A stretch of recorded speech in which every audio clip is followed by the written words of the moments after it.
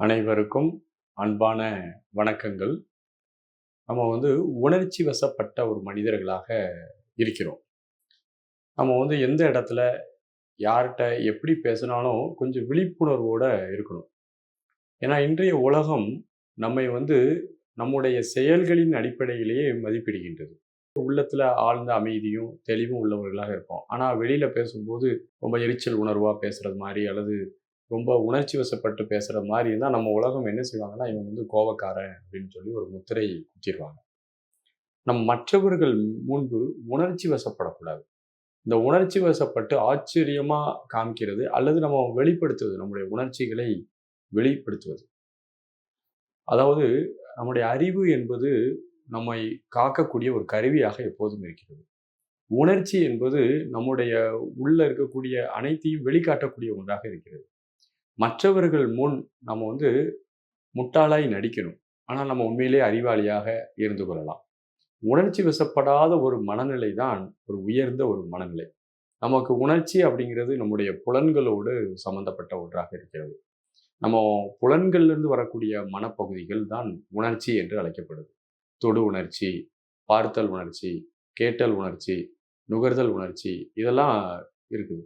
இப்போ தொடுவதன் மூலமாக நமக்கு ஒரு உணர்ச்சி ஏற்படுவது, அந்த உணர்ச்சி நமக்கு இனிமையாகவோ அல்லது இனிமை இல்லாமலோ இருக்கும். அது உணர்வாக வந்துடுது.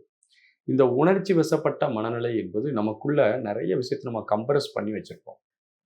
நிறைய இடங்கள்ல நம்ம கோவப்பட முடியாது. நம்ம முதலாளிகள் முட்டாள்தனமா நடந்துக்கிடுவான். அப்போ அவன்ட்ட நம்ம என்ன செய்ய முடியாது, கோவப்பட முடியாது. அப்போ மனசுக்குள்ள அவங்க மேல உள்ள வெறுப்பெல்லாம் கம்ப்ரஸ் பண்ணி வச்சிருப்போம். என்னைக்காவது ஒரு சூழ்நிலை வரும்போது நம்ம டக்குன்னு உணர்ச்சியை வெளி காமிச்சிருவோம். உணர்ச்சி வசப்பட்டு அழுவோம், உணர்ச்சி வசப்பட்டு கத்துவோம், கோவப்படுவோம், அல்லது உணர்ச்சி வசப்பட்டு பொறாமை போன்ற குணத்தை வெளிப்படுத்துவோம். நம்மை அறியாமல் நம்முடைய உணர்ச்சி கண்ட்ரோல் பண்ண முடியாம வெளியே வந்துரும். ஆகவே நம்ம அப்பப்போ நம்மை கவனித்து பழக வேண்டும். நம்மை நல்லா உற்று நோக்கி கவனித்து, நம்ம கவனிக்கக்கூடிய தன்மையை நம்ம நல்லா வச்சுக்கணும். நிறை கவனம் என்ற ஒரு கான்செப்ட் இருக்குது.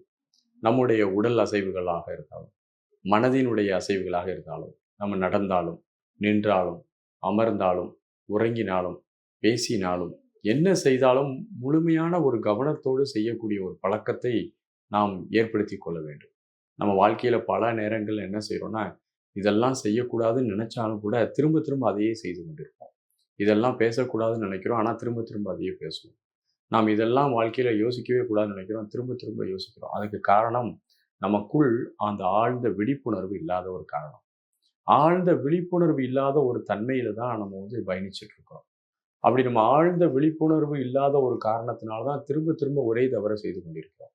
விழிப்புணர்வு நமக்கு ஏற்பட தொடங்கிவிட்டால், இப்பமே இந்த கணப்பொழுதே நமக்கு விழிப்புணர்வு ஏற்பட தொடங்கிவிட்டால், நமக்குள் எந்த விதமான ஒரு பிரச்சனையும் கிடையாது. நம்ம மிக அமைதியா, ஆனந்தமா இருப்போம். துன்பம் என்ற ஒன்றே உணர்ச்சி வசப்பட்ட தன்மையில தான் உருவாக்கப்படுது.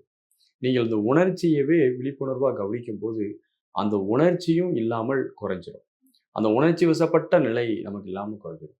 நமக்கு பெரும்பாலும் நம்ம சில ஐடியாலஜிய பெர்மனன்ட்டா வச்சிருக்கிறோம். நமக்கு ஒரு சில அளவுகோல்களை வைத்துக்கொண்டு இந்த உலகத்தில் பயணிக்கிறோம்.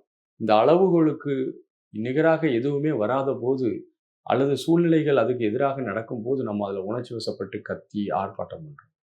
இந்த அளவுகோல் மீறும்போது நமக்கு ஏற்றுக்கொள்ள முடியல. நமக்குள்ளே உள்ள கொந்தளிக்கிறோம், வெளியிலயும் கொந்தளிக்கிறோம். அப்ப விழிப்புணர்வாக இருக்க வேண்டும். நாம் சதா காலமும் அகத்திலும், புறத்திலும் விழிப்புணர்வோடு நடந்து கொள்ளும்போது, அந்த உணர்ச்சி வசப்படாத அந்த மனநிலை நமக்கு கிடைக்கும். மற்றவர்கள் முன்பு நீங்கள் அடிக்கடி உணர்ச்சி வசப்படும்போது, அவன் நம்மள மதிப்பிட்டு வச்சுருவான். அவனுடைய மதிப்பீட வச்சு நம்ம ஒண்ணும் செய்ய போறல. ஆனால் நம்ம ஒரு ஒரு பொது நிறுவனத்தில வேலை பார்க்குறோம், அல்லது ஒரு குடும்பத்தில இருக்கிறோம் அப்படின்னா, நிறைய பேரோட நம்ம கலந்து தான் வாழ வேண்டியிருக்கிறது. உணர்ச்சி வசப்படுபவராக இருந்தால், நம்மை மதிப்பிடக்கூடியவர்கள், நம்ம இப்படிதான், இவன் இப்படிதான் அப்படின்ட்டு நம்மட்டருந்து ஒதுங்கிருவாங்க. ஆனால் நமக்குள் ஆழ்ந்த நல்ல குணங்கள் இருக்கலாம். நல்ல ஒரு உதவி செய்யக்கூடிய மனநிலை இருக்கலாம். எல்லாமே இருக்கலாம். ஆனால் உங்களுடைய உணர்ச்சி வசப்பட்ட குணம் மற்றவர்களை உங்களிடமிருந்து விலக்கி வைத்து விடுகிறது. ஆகவே உணர்ச்சி வசப்படாத ஒரு மனநிலையை இந்த பிறவில ஏற்படுத்திக் கொள்ள வேண்டும் என்றால், சதா காலமும் அகமும் புறமும் விழிப்புணர்வோடு இருந்து பழக வேண்டும். வாழ்த்துகள். நன்றி, வணக்கம்.